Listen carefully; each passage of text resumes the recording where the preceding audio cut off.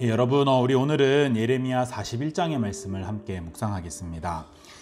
예레미야 41장에는 이스라엘이 왜 망했는지를 보여주는 흔적이 있습니다. 당시 이스라엘 백성들이 얼마나 악했는지를 예레미야 41장을 통해서 우리가 확인할 수 있죠.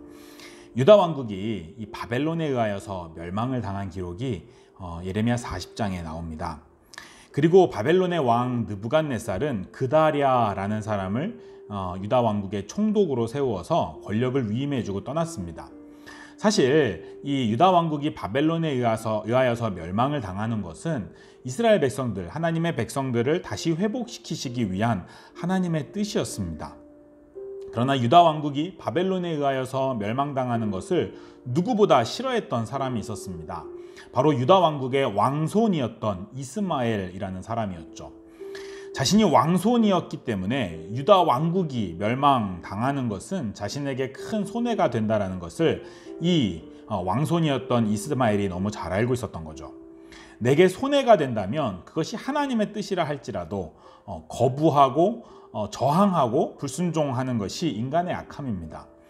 이 바벨론의 멸망 이후에 이 이스마엘이 그 바벨론에 의하여서 세워진 총독 그다랴에게 저항하고 불순종하는 것이 바로 내게 손해가 되는 일이라면 하나님의 뜻이라 할지라도 거부하고 반역하는 인간의 악함을 보여주는 거죠. 그래서 이스마엘은 이 그다랴 총독을 죽이기로 마음을 먹습니다. 그리고 그다랴와 함께 떡을 먹는 기회를 만들죠. 당시에 떡을 함께 먹는다라는 것은 서로를 신뢰한다라는 의미거든요. 그래서 총독 그다랴는 선한 의도로 이스마엘을 신뢰하면서 함께 떡을 먹기로 합니다. 그런데 바로 그렇게 떡을 먹는 자리에서 이스마엘은 그다랴를 칼로 찔러서 죽이죠.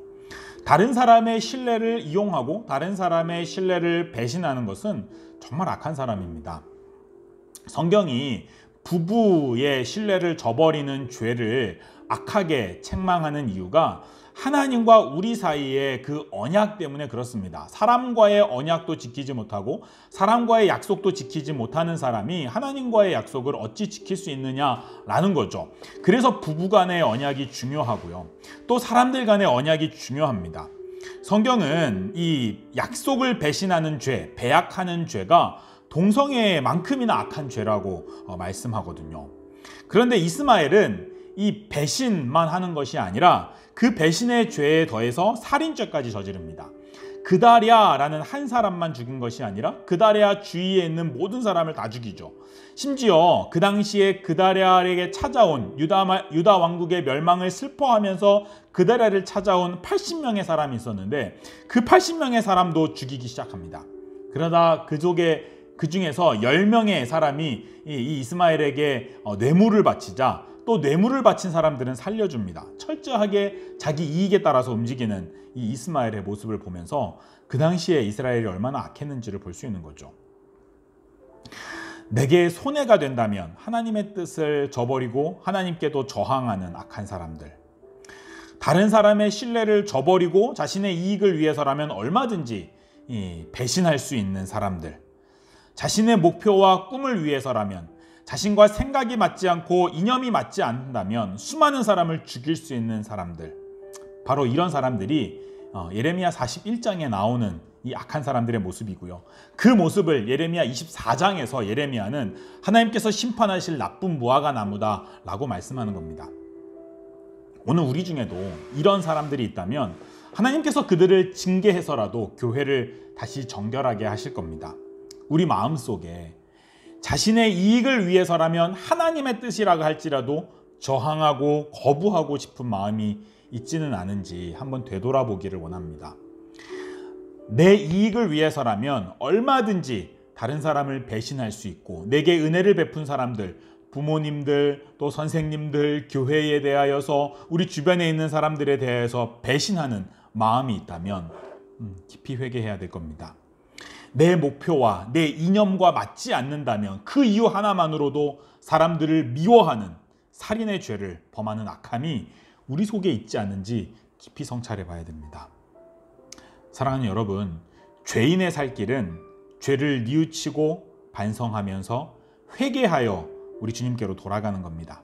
주님께로 돌아가면 죄인을 거부하지 않으시고 죄인을 용서하여 주시는 분이 우리 예수님이시죠.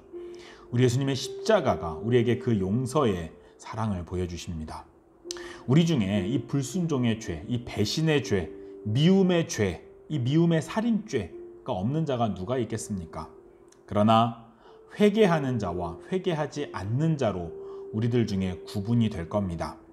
저와 여러분은 이 말씀을 읽으면서 그 악한 죄인이, 이런 악한 죄인이 또 다른 누군가가 아니라 바로 우리 자신임을 깊이 깨달을 수 있기를 원합니다.